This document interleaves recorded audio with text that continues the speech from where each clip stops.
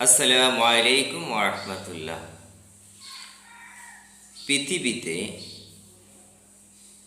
10 লক্ষ মানুষের মধ্যে একজন জ্ঞানী পাওয়া যায়, যার গভীর জ্ঞান আছে, গবেষণা আছে, তার কথা হয় গবেষণামূলক, অভিজ্ঞতার আলোকে কথা বলে। বাকি 9,90,999 জন মুখে যা আসে তাই বলে, বাহ্যিক দৃষ্টিতে তারা যা দেখে তাই বলে। সো জ্ঞানী লোক আর মূর্খ লোক সমান না, এটা সূরা জুমারের 9 নম্বর আয়াতে বলা হয়েছে। আমার জীবনের 10টা বছর আমি একটা কোম্পানিতে জব করেছি, আইকনটেক্স। 10 বছর এক যুগ বলা যেতে পারে। প্রথমে ছিল 7 বছর, পরবর্তীতে 3 বছর, কিছু কম বেশ হতে পারে। 10 বছর আমি সেই কোম্পানিতে জব করেছি সততার সাথে। কোনো দিন বলতে পারবে না ওনার 1 টাকা আমি এদিক সেদিক করেছি, লক্ষ লক্ষ টাকা আমি আদান প্রদান করেছি, আমার নিজের হাতে ব্যাংক থেকে তুলেছি, কিন্তু 1টা টাকা আমি এদিক সেদিক করেছি কেউ বলতে পারবে না। আলহামদুলিল্লাহ। যাই হোক, যে কোম্পানিতে 10 বছর আমি অতিবাহিত করেছি, কাটিয়েছি, সময় দিয়েছি, আজ দুঃখের সময় আমার পাশে তারা নাই, থাকবে না। এটাই বাস্তবতা। আপনি যখন বিপদে পড়বেন তখন আপনি মানুষ চিনতে পারবেন, কে আপনার আপন কে পর, মানুষ চিনা যায় তখন। পৃথিবীতে এমনও সমস্যা আছে এবং এমনও সমস্যার সম্মুখীন হয় মানুষ, যেটা যে ব্যক্তি ওই সমস্যার সম্মুখীন হয়েছে সে বুঝতে সক্ষম, সে বুঝতেছে তার লাইফটা কিভাবে সে পরিচালনা করতেছে, সে কোন সমস্যার মধ্য দিয়ে যাচ্ছে, সে নিজে বুঝতেছে এবং তার রব আমাদের সৃষ্টিকর্তা তিনি বুঝতেছেন। তৃতীয় অন্য জনকে বোঝাতে সে অক্ষম। তো আপনি কি সমস্যার সম্মুখীন হচ্ছেন, আপনি কি সমস্যার মধ্য দিয়ে আপনার জীবন অতিবাহিত করতেছেন, আপনি বুঝতেছেন, অন্যকে বুঝাইতে আপনি সক্ষম হবেন না, সে বুঝতেও চাবে না, বুঝবেও না। তদ্রূপ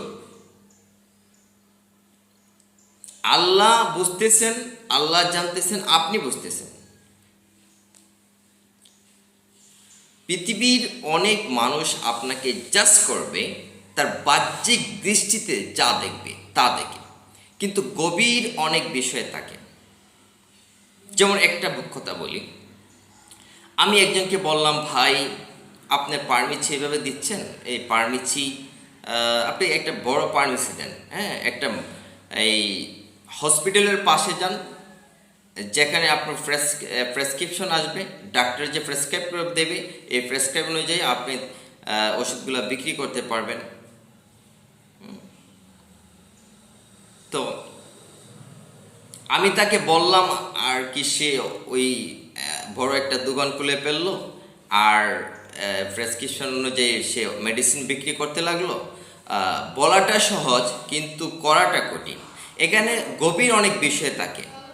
আমি বলেছি, হ্যাঁ, সে এখান থেকে চেষ্টা করতে পারবে, বাট সে চাইলেও পারবে না, এখানে টাকার বিষয় আছে। তদ্রূপ মানুষ আপনাকে অনেক কিছু বলবে, যে আপনি কর্ম করেন না কেন, কাজ করেন না কেন। অনেক মানুষ আপনি দেখবেন যে বাহ্যিক দৃষ্টিতে যদি দেখি তাহলে মনে হবে সে সুস্থ, কিন্তু মূলত সে অসুস্থ। ব্ল্যাক ম্যাজিক একটা বিষয় আছে। তো ব্ল্যাক ম্যাজিক সম্পর্কে মানুষের ধারণা নাই। জিন সম্পর্কে মানুষের ধারণা নাই।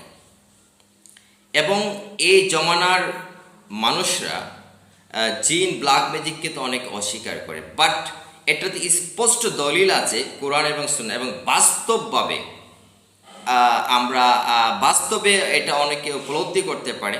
আচ্ছা, যাই হোক, আমি মূল কথায় চলে আসি। সেটা হচ্ছে, দেখেন, কমিউনিস্ট পার্টির কেন্দ্রীয় সাধারণ সম্পাদক সৈয়দ আবু জাফর সাহেব, উনি জুম্মার নামাজ পড়তেন না, কিন্তু মানুষ কি বলে ওনাকে? যে নাস্তিক। মানুষ বলে যে সে নামাজ পড়ে না, মুসলমানের ঘরের ছেলে, জুম্মার নামাজে যায় না, নাস্তিক বলে তাকে আখ্যায়িত করা হয়। এখানে একটা গ্রেট ভুল আছে। ভুলটা কি? উনি একজন মুক্তিযোদ্ধা ছিলেন। উনি যখন দেখলেন যে দাড়ি, টুপি, জুব্বা পরে আমাদের মা বোনকে দর্শন করছে এবং পাকিস্তানি বাহিনীদের কাছে আমাদের মা বোনকে তুলে দিচ্ছে, অথচ তার দাড়ি আছে এক মুষ্টি, লেবাস আছে, মুসলমান নাম লাগায় নামের আগে, যখন ওইগুলো উনি দেখছেন, ওনার একটা ঘৃণা সৃষ্টি হয়।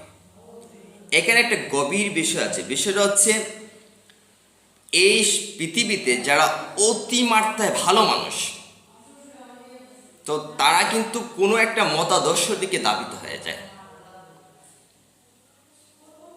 আবার কোনো একটা মতাদর্শের প্রতি চরম থেকে চরম ঘৃণা সৃষ্টি হয়ে যায়। কেন? এটা তারা ভালোর কারণে হয় এটা। এখানে একটা এর ফ্যাক্ট আছে, সাইকোলজিক্যাল একটা ফ্যাক্ট আছে এখানে। তো উনি যখন দেখলেন যে এই লেবাস পরে মানুষ মিথ্যা বলতেছে, ধোঁকা দিচ্ছে, আমাদের মা বোনদের ইজ্জত লুণ্ঠন করে নিচ্ছে, উনি অনেক ভালো হওয়ার কারণে ওনার ঘৃণা সৃষ্টি হয়ে গেছে। ভালো মানুষের যদি কোনো বিষয়ের উপর একবার ঘৃণা সৃষ্টি হয়ে যায়, কোনো মানুষের প্রতি একবার ঘৃণা সৃষ্টি হয়ে যায়, তারপর পৃথিবী উল্টে গেল, এর থেকে তাকে ফিরে আনতে পারবেন না।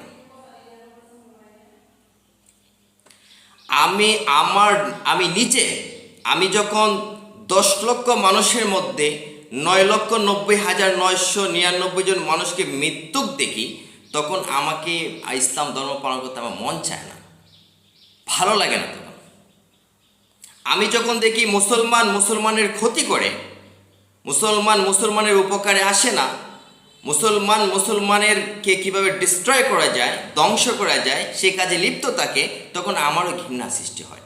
হ্যাঁ, যেহেতু আল্লাহর রহমত, আলহামদুলিল্লাহ, অনেক অলৌকিক বিষয় 2020 থেকে এই 1 মাস গেলে 25 হবে, এই 5 বছরে আমার সাথে অনেক অলৌকিক বিষয় ঘটেছে। যদি এগুলো না ঘটতো, আমিও বলতাম যে না, আমি হয়তো কার্ল মার্কসের মতাদর্শ গ্রহণ করতাম, আমি হয়তো কোনো একটা মতাদর্শতে ঝুঁকে যেতাম। কারণ নেলসন ম্যান্ডেলার একটা কাহিনী আমি শুনে, যদিও কাহিনীটা একটা মিথ্যা, বানোয়াট, this is not true story. Nelson ম্যান্ডেলার একটা স্টোরি আমরা শুনতাম। উনি দীর্ঘ 27 বছর জেলে ছিলেন। জেলে থাকার পর ওনাকে প্রচণ্ড মারধর করা হইতো। তো এই যে জেলের যে ছিল, দায়িত্ব ছিল, ওনার কাছে পানি চাইতেন, পানির বদলে প্রস্রাব করে দিতেন। একদিন হোটেলে ওনাকে খাওয়াইলেন, হ্যাঁ, ওনাকে দেখে কাঁপতে ছিল। একটা স্টোরি আছে, এভরি পার্সন নো দ্যাট, জানে এই বিষয়টা সবাই। তো যাই হোক, আমি স্কিপ করলাম। তো এটা একটা মিথ্যা, একটা বানোয়াট স্টোরি। যাই হোক, কিন্তু আমি তো প্রথমে এই স্টোরিটা ইউটিউব থেকে দেখছি বা সবার মুখে শুনছি। আমি ওনার এই আদর্শের জন্য ওই দিন থেকে ওনার আমি ভক্ত হয়ে গেছি, প্রেমিক হয়ে গেছি। কিন্তু পরে ঘাটাঘাটি করে পাইলাম যে না, this is not the true story, এটা একটা বানোয়াট, পাওয়া যায় না। তো আপনাকে সত্য ইতিহাসটা বের করতে হবে, সঠিকটা বের করতে হবে, মিথ্যে সমাজ করা যাবে না। তো যাই হোক, এই যে হয়তো আমি নেলসন ম্যান্ডেলার দিকে ধাবিত হইতাম, এইভাবে মানুষ ঝুঁকে যায় মতাদর্শের দিকে। ব্যক্তি চলাচরিত্র, ব্যক্তির আদর্শ যখন পছন্দ হয়, তখন তার দিকে ধাবিত হয়ে যায়। তাহলে আপনাকে কি করতে হবে? আপনাকে আদর্শ দেখাতে হবে। আমি কবেই ইসলাম থেকে বের হয়ে যেতাম যদি আমার সাথে অলৌকিক বিষয়গুলো না ঘটতো। কারণ এই মুসলমান, তারা নাম লাগাইছে মুসলমান, বাট দে আর নট মুসলিম। মুসলমান হইতে পারে, তারা তার নাম লাগাইতে পারে, বাট রিয়েল মুসলিম না তারা। দে আর নট রিয়েল মুসলিম। যদি রিয়েল মুসলিম হইতো, মিথ্যে বলতো না, ধোঁকা দিত না, দুর্নীতির সাথে জড়িত থাকতো না, মানুষের হিতাকাঙ্ক্ষী হইতো, মঙ্গলকামী হইতো, মানুষকে ভালোবাসতো, দেশকে ভালোবাসতো, ফিলিস্তিনের মুসলমানদেরকে মারতেছে, এখান থেকে সে ব্যতীত হইতো, আল্লাহর কাছে দোয়া করত। আমি তো সেটা পাই না মুসলমানদের মধ্যে। মুসলমানে মারামারি, মুসলমানে কাটাকাটি। What is this? যে হোক, এই হচ্ছে মুসলমানের অবস্থা। প্রসঙ্গটা হচ্ছে আদর্শ দেখাতে হবে, সাহায্য করতে হবে, মানুষকে বুঝতে হবে। অনেকেই এই বিপদে, এই 5 বছরে আমি অনেক সমস্যার সম্মুখীন হয়েছি, অনেক স্ট্রাগল করেছি। আমি বুঝতে পেরেছি কে আমার আপন ছিল, কে আমার পর ছিল। আমি স্পষ্ট দেখি আমার সামনে যখন মানুষ অভিনয় করে, মিথ্যে বলে, আর আমি বুঝতে পারি যে সে মিথ্যে বলতেছে, সে অভিনয় করতেছে, তারা অভিনয় করতেছে, দে আর অ্যাক্টিং। আমি এটা বুঝতে পারতেছি, রিয়েলাইজ করতে পারতেছি, কিন্তু আমি বলতে পারতেছি না যে তোমরা অ্যাক্টিং করতেছ।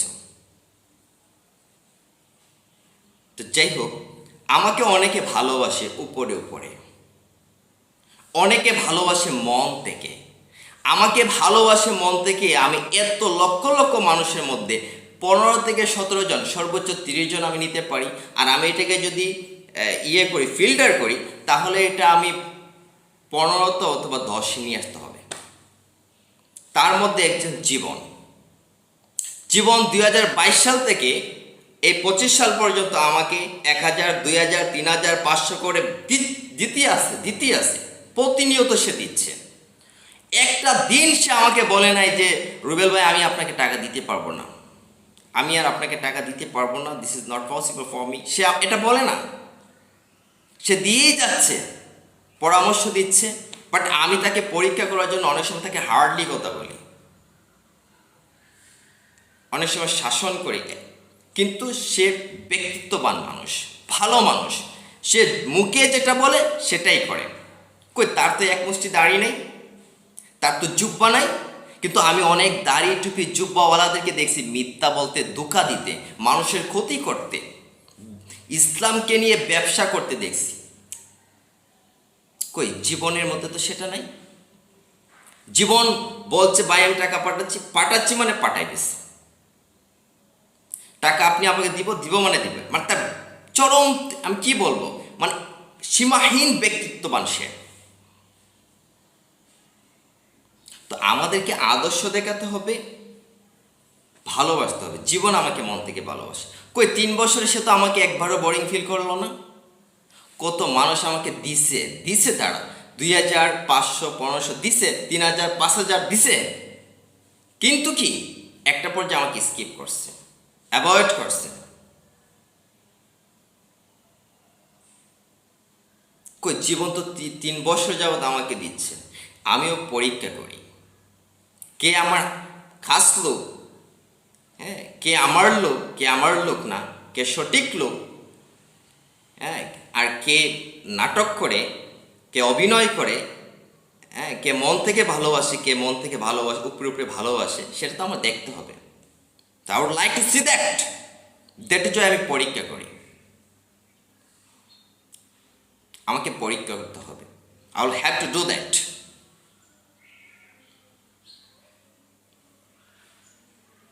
সো আপনি যখন বিপদের সম্মুখীন হবেন, আপনি বুঝতে পারবেন কে রিয়েল ম্যান, কে ফলস।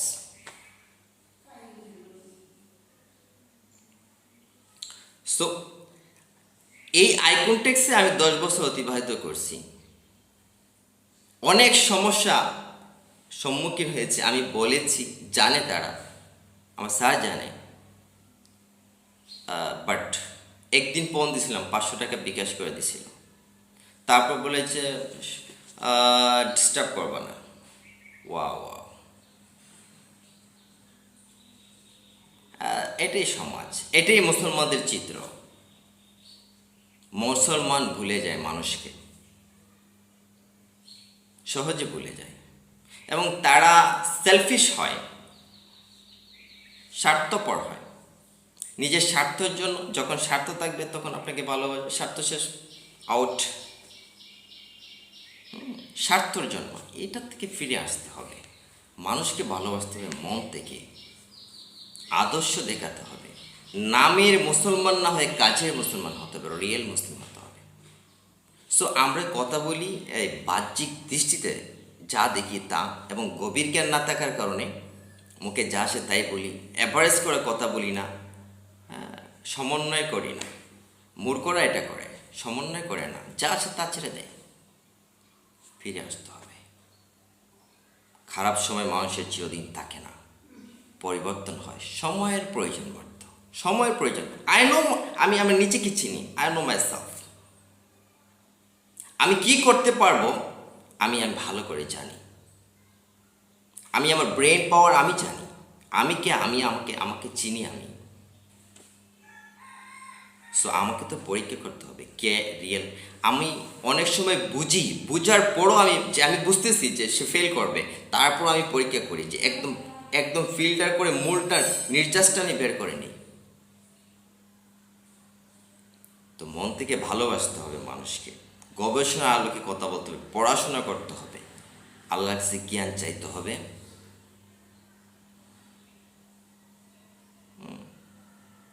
রিয়েল ম্যান হইতে হবে, রিয়েল মুসলিম হইতে হবে, স্বার্থপর হওয়া যাবে না।